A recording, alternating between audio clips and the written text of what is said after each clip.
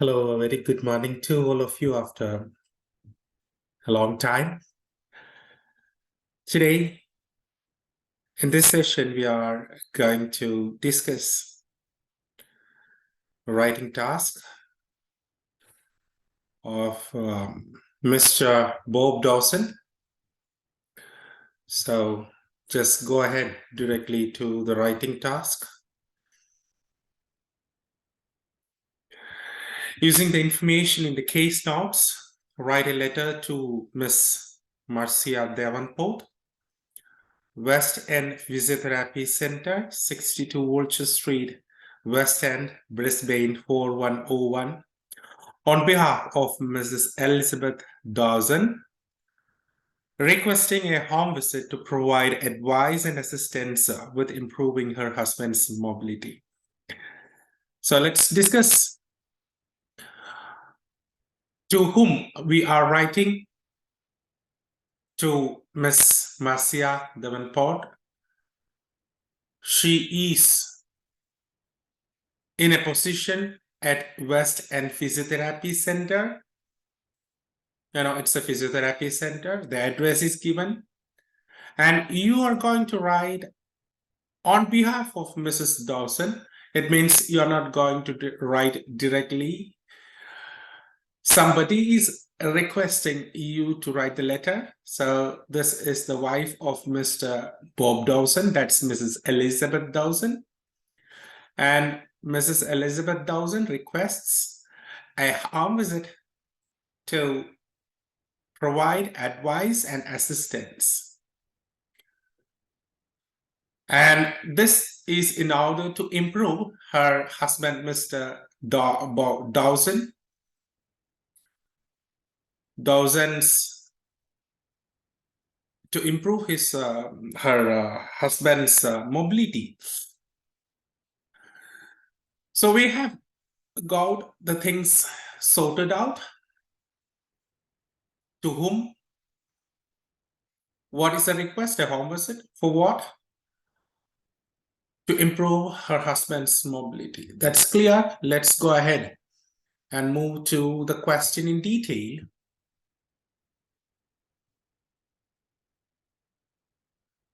If I go ahead with the question in detail, I can see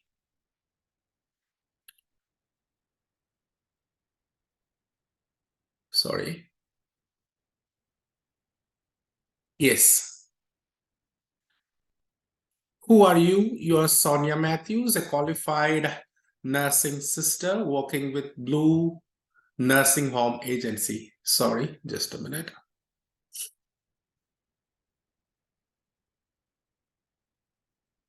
Yes.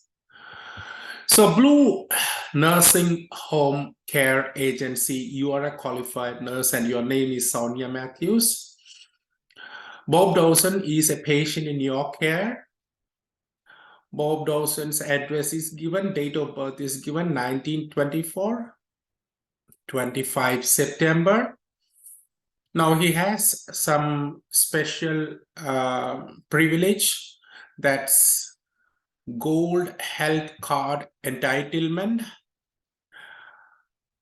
because he is a World War II veteran.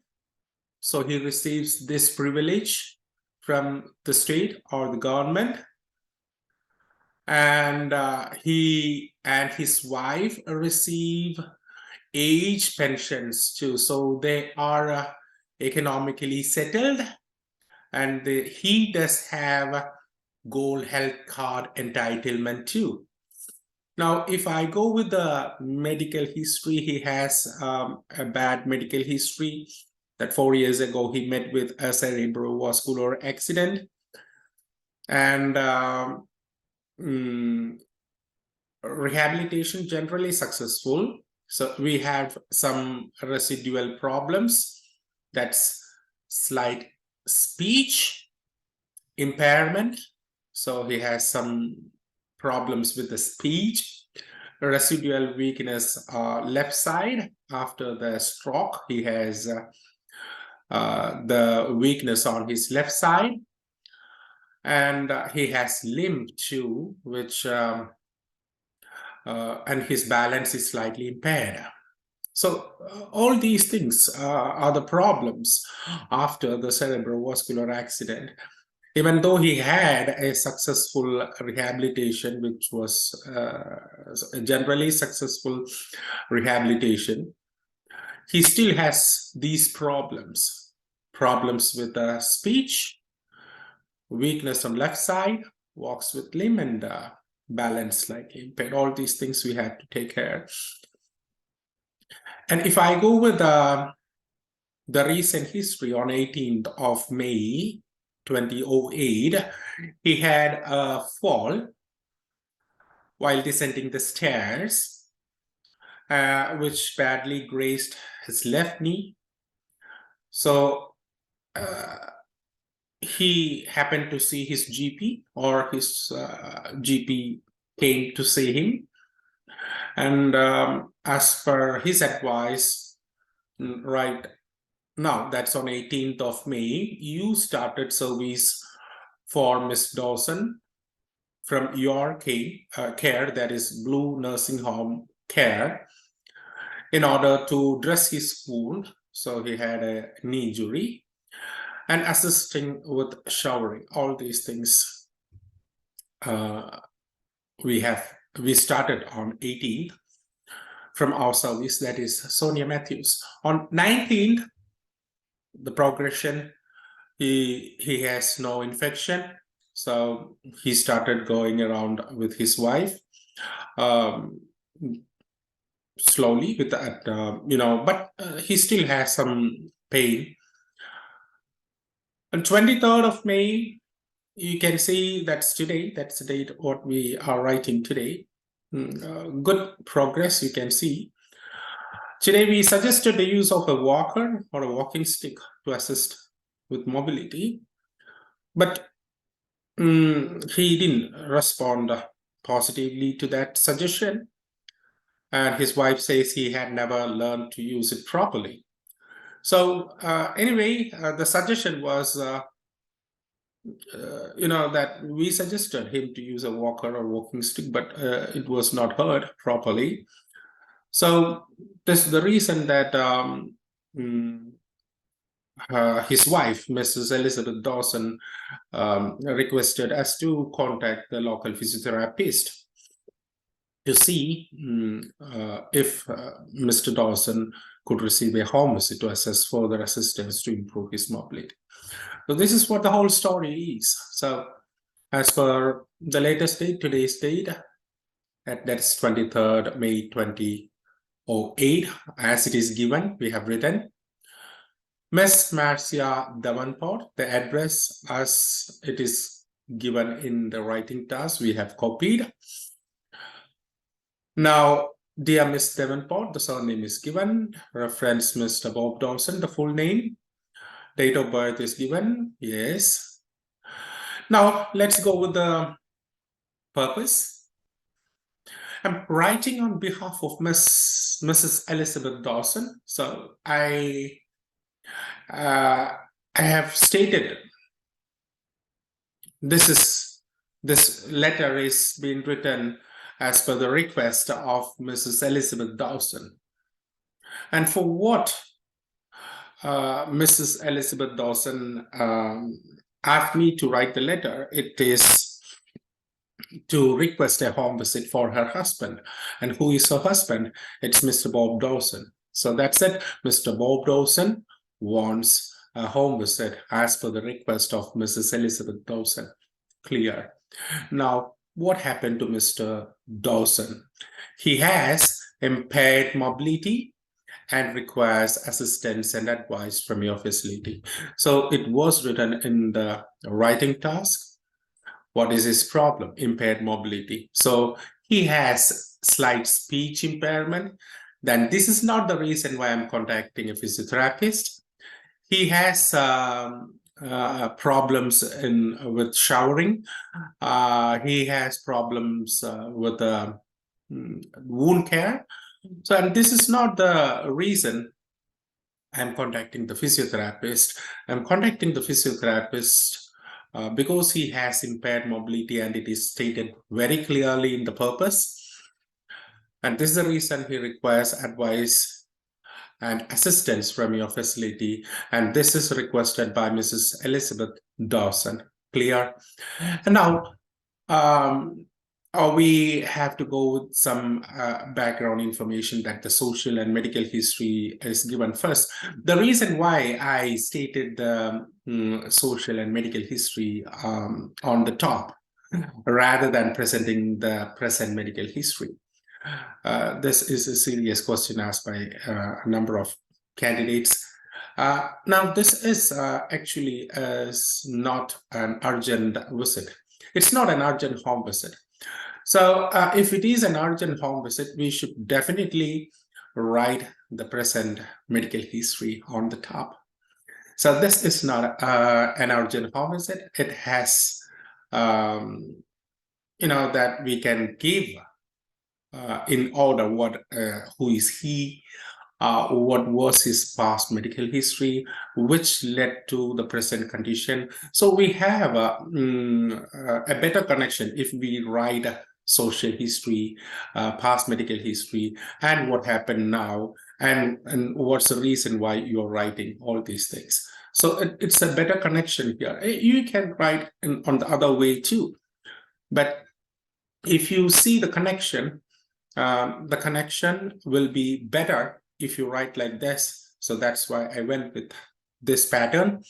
So we have written who is Mr. Dawson. We have just not copied he's married, because it's already understood in the purpose that Mrs. Elizabeth Dawson is the wife of Mr. Bob Dawson. So I don't write I should not write that Mr. Dawson is married and lives in his own home. So I don't need that. Mr. Dawson is a World War II veteran with gold health card entitlement. That's what we need to highlight, and we highlighted it.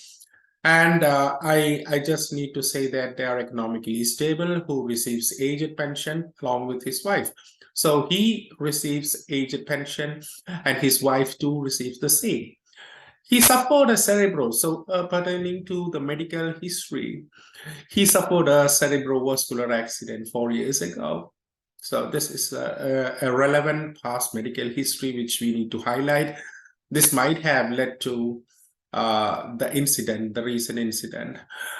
So I connected. He suffered a cerebrovascular accident 4 years ago, which left him with left-sided residual weakness, punctuation number 1, 2, 3, and okay. All these things are listed out here. Left-sided residual weakness, limb, minor balance, and speech impairment. I have not just copied these things. I've just made some changes. The matter is the same, but it's not as a copy of the case note. So this is something which you have to take things seriously. You have to use connectives, as well as you have to be very careful not to copy the things from the case note. Now, let's go to the next area. So what happened? The recent medical history. Mr. Dawson had a badly grazed left knee after a fall at his home on 18 May 2008. So what happened recently? It was on 18 May 2008. Mr. Dawson had a badly grazed left knee. So what exactly happened is highlighted. He had a badly grazed left knee after a fall when 18 May. So if I want to highlight the date, I can bring 18 May to the first. But I am not doing that. I just want to highlight the incident here. So that's why I have written Mr. Dawson had a badly grazed left knee due to this on the time frame. So time frame towards the last. If I need to focus the time frame first, if I'm giving importance to the sequence, date number 1, number 2, number 3, I should bring the date towards the first part. So I'm not going to give importance to the date. I'm going to give the importance to the incident. So that's why I have written like this. Okay, as a result, so we connected. he was visited by his GP. It's understood that it's not written that it's not written that GP met him or he requested GP service. It is, if you read between the lines, it is understood that the GP had met him and has requested daily visits. So that's what we have written. As a result, he was visited. It's sure that he was visited by the GP. Who sought your advice? Our advice, not your. So our advice, in the sense, you are from Blue Nursing Home Care Agency. So the service of Blue Nursing Home Care Agency, that's what we have written. Or many people have the problem here, why we should write the personal pronouns here, because we have written, because at the end we are writing Blue Nursing Home Care Agency, and that's the reason we have written our service for daily wound dressing and assistance in showering. So for what reason his GP has sought your assistance, and we have written that. His condition improved on subsequent days. So we have consolidated the conditions here, improved, and he started mobilizing with assistance.